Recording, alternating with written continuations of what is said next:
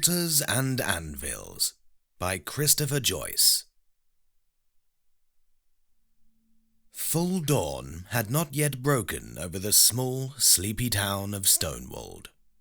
Though it was called a town, in truth, Stonewold was more of a village, really.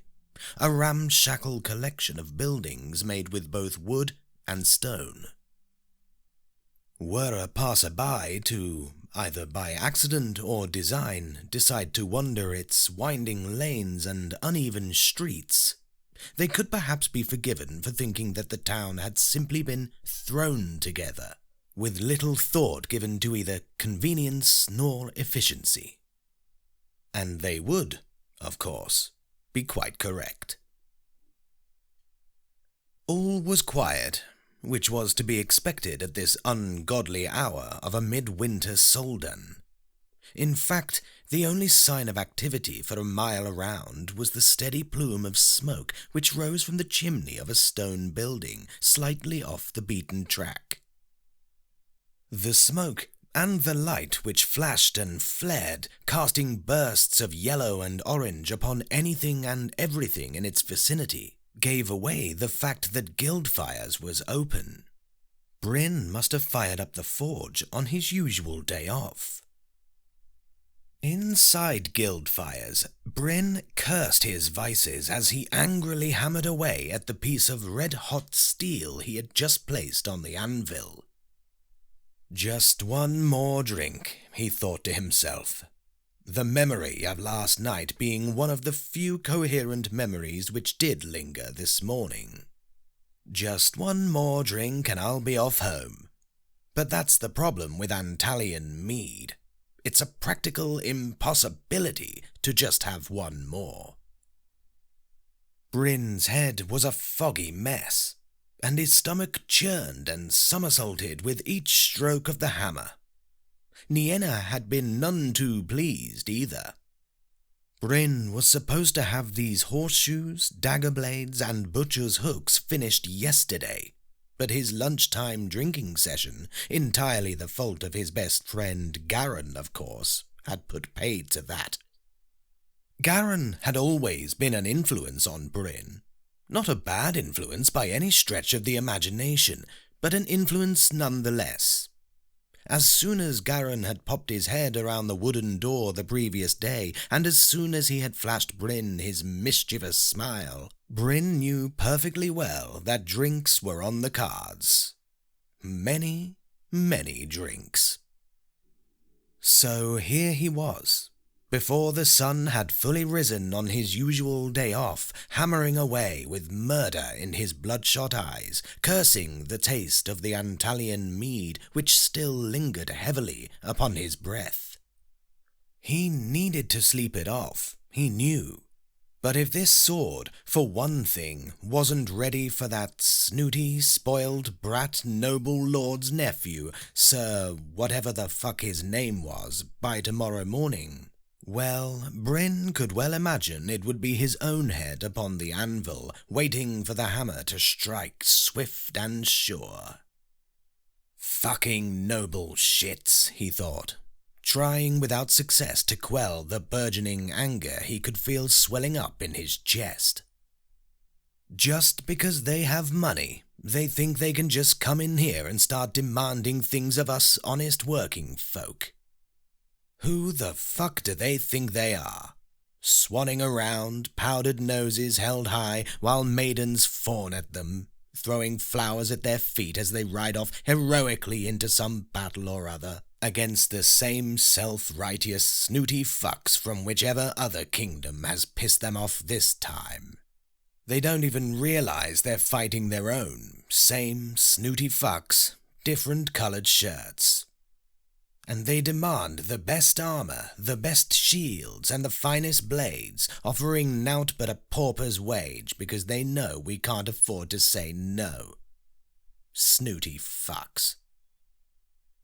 He set to hammering, turning, dousing, hammering, turning, dousing. He wiped the sweat off his brow with the back of his gloved hand and cursed under his breath. Drop the hammer and turn around slowly, came a voice from behind Bryn, startling the life out of him.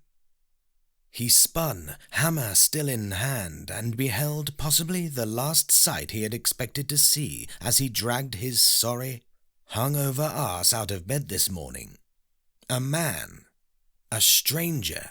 Definitely not from round these parts, in full body armour, over which hung a deep red velvet cloak. Upon the cloak was an amulet of an alloy Bryn could not immediately identify, and the shape intrigued him. A feeling of dread began to jostle for superiority in Bryn's already sickened stomach, but he did not know why. He openly stared at the sigil worn proudly upon the man's breastplate. A crescent moon it was, underneath 3 stars, and a dagger bisecting the scene from top to bottom. Bryn shrugged. Though he had to admire the craftsmanship, he had no idea what the sigil meant, nor where this man had come from so unexpectedly. "Listen," Bryn begun, but the other man cut him off. "I said, drop the hammer," the stranger said. Only now did Bryn notice the crossbow bolt pointed directly at his face. He complied, and the hammer clanged to the ground. "Look," said the armoured stranger, "do as I say, and you will come to no harm. But know that I'm not leaving this place until I get what I want. Do you understand?" Bryn nodded his understanding, and the other man took an unsteady step into the workshop. Bryn's eyes flashed here and there, trying to take in the details, trying desperately to figure out how he was going to get out of this. Bryn's eyes alighted on the man's side, and he noticed that it wasn't just the man's cloak, which was currently a deep red hue. The man's undershirt was stained with blood, and the hand, which was not currently pointing a crossbow at Bryn, was clutching an ugly-looking wound. Interesting, thought the blacksmith, as he eyed the man. Bryn's wit, which was admittedly not the sharpest at the best of times, was dulled further by his hangover. And little did he know, nor would he ever come to realize in the long years that followed, just how close he was to calamity, just how little space there was between refuge and absolute disaster. Still, ignorance has its uses. The 2 men stared at each other for a long moment, eyeing each other up, assessing one another. It was the blacksmith who eventually broke the silence. "Okay," he began, raising his hands, palms outwards. "So what can I do for you?" The stranger did not lower the crossbow as he replied in a strained tone, "You can repair my armour while I stitch myself up." He turned his body slightly to give Bryn a better view, and it was only then that Bryn understood just how it was that he'd been able to see the man's undershirt to begin with. The stranger's armour was jagged and torn, missing a large piece along the left side. Bryn rubbed his stubbled chin as he appraised the damage. "Well, that'll take some doing," he said, more to himself than to his unexpected visitor. "Are you up to the challenge?" the injured man asked, with a hint of something upon the edge of his voice, whether it was frustration, malice, mockery, or all 3. Bryn was frankly too hungover to discern. "Of course," Bryn replied nonchalantly. He gestured to the ground at his feet. "Are you going to shoot me if I pick up my hammer? I'm going to need it, if it's all the same to you." The stranger nodded and made a shooing gesture with the crossbow, inviting Bryn to regain his hammer. "Thanks," the blacksmith said, turning slowly to face the forge and anvil. He would need to rework the bellows and reset his molds if he was to prepare the man's armour instead of churning out horseshoes today. The last thing he wanted to do was to turn his back to this armed stranger, and every instinct in him was screaming for him not to do it.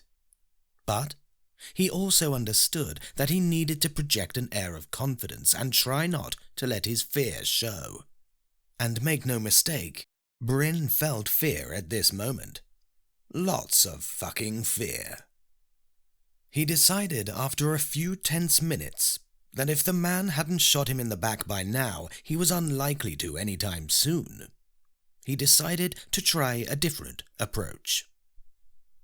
"I'm Bryn, by the way," he said over his shoulder in the general direction of the injured man, who, by the sounds of it, was presently removing his damaged cuirass. When the stranger made no sound in response, Bryn turned to him to see him unbuckling his armor as he'd suspected. "I said I'm Bryn," he repeated, a little more pointedly this time. "That's nice," said the stranger, not so much as looking up to meet Bryn's eyes. Bryn blinked and shook his head, a little taken aback by the man's demeanor. Not that it should really have surprised him. He was aiming a crossbow at Bryn not 5 minutes ago. "And you are?" Bryn prompted. This time the man stopped what he was doing, and he did meet Bryn's eyes. "I'm not telling you my name if that's what you're getting at," he said dismissively, and finished removing his damaged and bloodied armor, which he laid on the ground at his feet.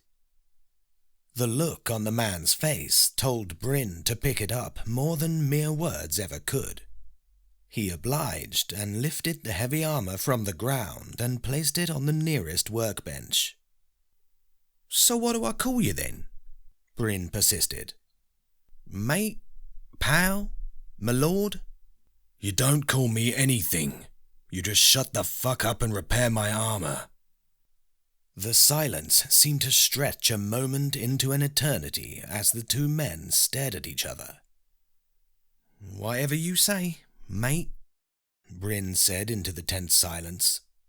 The stranger merely sighed and shook his head, taking a needle, gut, and hook from a small tin. Bryn winced, knowing what came next. "Alcohol," the man said, offering no further context. "Excuse me?" Bryn replied, turning. "I said alcohol," replied the man, breaking the word down for Bryn as if he was 6 years old. He eyed Bryn up and down, a look of disdain creeping onto his otherwise unreadable face. "Lord knows you look and smell like you're familiar with it." "A bit early for a drink, isn't it?" said Bryn, none too convincingly.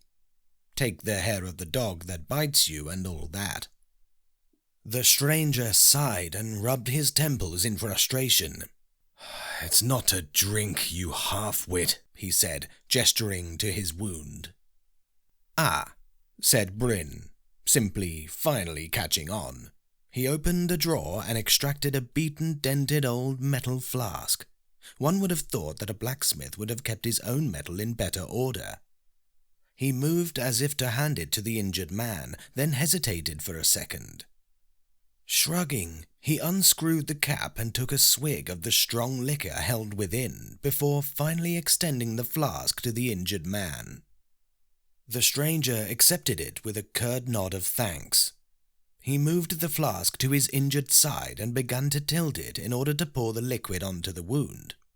Instead, he raised an eyebrow at Bryn and followed his example, taking a gulp of his own from the flask. The remainder of the strong alcohol he poured onto the wound, stoic and unflinching, and began to stitch himself back together. Bryn laid out the man's armor on his workbench. His fingers glided softly over the embellishments. Here, a crest he did not recognize. There, a sigil, equally alien to Bryn. He may not have understood what these idols and motifs stood for, but he knew what they meant. Nobility, wealth, power. A thought struck Bryn as he continued to examine the impressive armor. "What material is this?" he asked the injured man. Without taking his eyes away from the delicate job of cleaning and stitching his wound, the man replied, "Vintravian steel. But don't worry, regular apprentice steel will do. Even iron, if you must." Bryn scowled, a little affronted. "No," he replied. "I have some stock of Vintravian, but it's, well..." He paused, searching for the best, most delicate way to phrase it. "It's fucking expensive," is what he decided to go with. This time, the stranger did pause his grim work. He looked up at Bryn under heavy eyelids and cocked a brow. "And?" he said. "Well," replied Bryn, shrinking a little under this intense man's even more intense gaze, "I just wondered how you were proposing to, "Pay you?"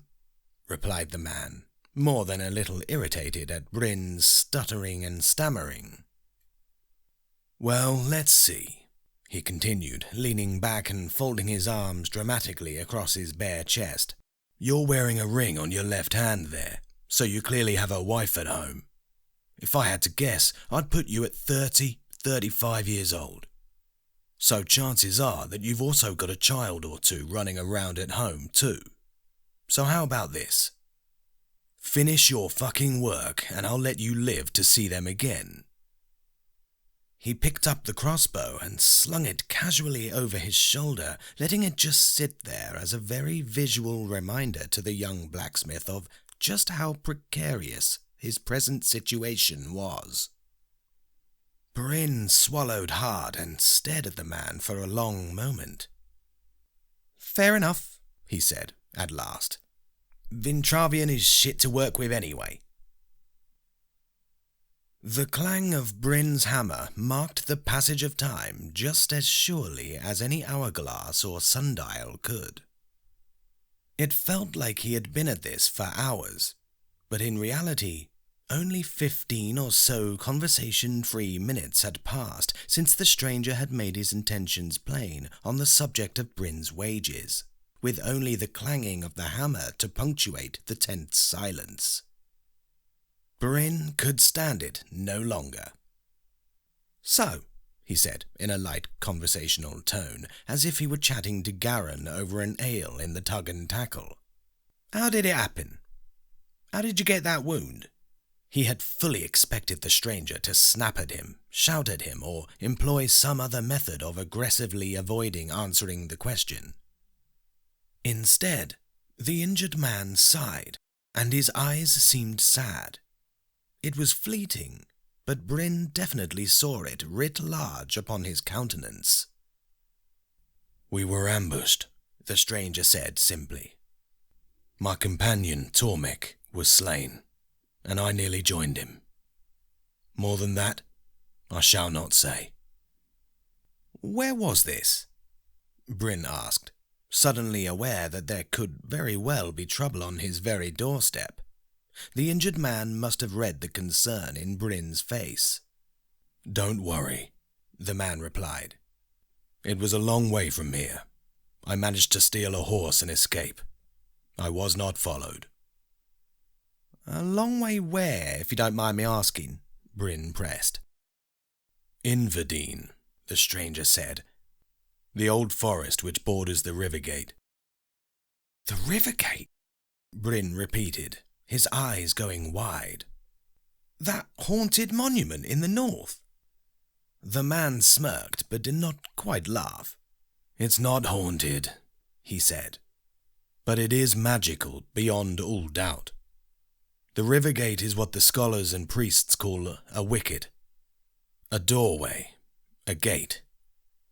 It's just one of many strewn across the entire continent. They're places of great power, the wickets. Trees, if one could really call them trees, seem to spring up around or near to the wickets, standing sentinel, it seems to me, stoic guardians of their secrets. And it's here that we were set upon. Their identities I could not discern, and I was too busy trying to make my escape to note their faces. Were I to guess, I suspect they were Crown loyalists, though they could just as easily have been mere raiders or even mercenaries. It matters not in the end." Bryn narrowed his eyes and swallowed hard again. He could feel beads of sweat beginning to form on his brow, and his heart was racing. He was afraid. "Who are you?" he asked in little more than a whisper. "What's with the elaborate armour? What's that amulet you wear?" "My, we really are full of questions, aren't we?" said the man. He held Bryn's gaze for a moment, then shook his head, sagging into the wooden chair in which he sat. "Well, I did turn up at your place of business with a bolt trained on you. I suppose I do owe you some small measure of an explanation." The man took a deep breath and met Bryn's eyes, lacking some of his previous intensity. "My accoutrements are the trappings of my order, and my order is my family, my sworn brotherhood. This explanation, brief as it is, must suffice, for I will say no more on the matter." The look in his eyes, though no longer openly hostile, brooked no argument, and Bryn found that he was, at this moment, only too happy to allow the stranger's words to stand. Frankly, Bryn was afraid he had already heard too much to be allowed to leave guild fires with his head and his body still attached at the neck. He nodded, slowly, and scratched absently at his stubbled chin. "Now, if you don't mind," the stranger added, "I would very much appreciate it if you would hold your tongue and simply finish my armour." Bryn turned back to his workbench without another word, and the work continued. "Here we go, all finished," said Bryn, not 10 minutes later. For all his faults, Bryn was perhaps the best blacksmith in all of Stonewald, and it was a relatively simple job in the end, for hands as skilled as his, the lingering effects of the Antalian mead notwithstanding. He held the newly repaired cuirass by the shoulders and held it out at arm's length towards its owner. The stranger took it with a brief, curt nod of thanks, and he ran both his eyes and his hands over Bryn's repair work. Seemingly satisfied, he placed the armour on the ground momentarily and reached toward the workbench upon which his tattered and blood-stained undershirt was strewn. He collected the sorry-looking garment and moved to put it back on, wincing a little at the pain in his side as he moved to pull it over his head. "Wait," said Bryn, holding up a forestalling hand and moving to the back of the workshop. He took a fresh undershirt down from a peg and handed it to the stranger. "I keep spares in here in case I burn or stain the one I'm wearing. It looks roughly the right size." He held it out to the stranger and saw the other's eyebrow raise in mid-surprise. "Thank you," the injured man said, accepting the offered garment and putting it on. It was indeed a good fit. Next, he placed his armour on, reattaching the crimson cloak at the pauldrons. No longer did he look like a tired and injured passer-by. Bryn still did not know who this man was, but a rising wave of intimidation began to well inside Bryn's bones as he beheld the impressive-looking stranger, resplendent in his attire. The stranger gave Bryn a nod of gratitude and strode past the blacksmith back toward the door from which he had entered. As he reached the threshold, the man stopped and turned to cast a glance over his shoulder. "Royd," he said, simply. "I'm sorry?" replied Bryn, sounding every bit as confused as he looked. "Royd," the man repeated. "That's my name. Though it has been so long since anyone actually addressed me by it that I barely recognize it as my own anymore." "What else would people call you, if not by your name?" asked Bryn. "Well," said the man, with the beginnings of a laugh tinging the outer edges of his voice, "these days, Most people refer to me as Grand Scion. Farewell, blacksmith, he added, flicking a single silver coin over his shoulder as, with a flourish of his cloak, he strode away from Guildfires as confidently as his injury would allow. Bryn caught the coin and turned it over in his hands, revelling in the way the light from the burning forge and the slow, lazy break of day reflected off its unblemished surface. A full silver piece, Bryn realized. More than enough to cover the cost of the repair, and then some. He stood for a moment, inspecting the coin and shaking his head slowly, scarcely believing the events of the past few hours. Who the fuck was he? What was he talking about? Where had he come from? Where was he going now? Bryn shook the thoughts out of his tired mind and shut down the forge. No more work today. That snooty, spoiled brat noble lord's nephew, Sir whatever the fuck his name was, would just have to wait for his shiny new sword. Little prick. Royd, eh? Thought Bryn as he locked the doors and began to make his way home to sleep off his hangover. Grand Scion, eh? Yeah, whatever, mate, Bryn said under his breath.